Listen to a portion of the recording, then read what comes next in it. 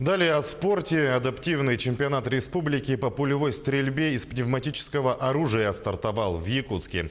В соревнованиях участвуют более 60 спортсменов из 12 районов республики. Люди с нарушением слуха и опорно-двигательного аппарата стреляют из пневматического пистолета и винтовки. По стандартам сурдоолимпиады и паралимпиады с 10 метров мужчины стреляют 60 раз, а женщины делают 40 выстрелов. По результатам у нас есть, особенно в спорте глухих, у нас уже есть чемпионки России, чемпионки и рекордсменки Европы есть у нас. Катаргина Евдокия, заслуженный мастер спорта, и Егорова Мария,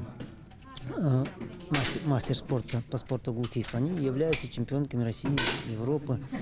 И также есть у нас сегодня участвует Михаил Филарион, он тоже является призером чемпионата России, он из Сунтар. Результаты чемпионата республики идут в зачет 13-й адаптивной спартакиады. Она завершится в июне 7 спортивными дисциплинами. По условиям соревнований спортсмены должны привезти с собой пневматическое ружье.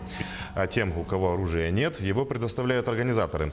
Также с этого года спортсмены, занявшие первое и второе места, представят республику на чемпионате России.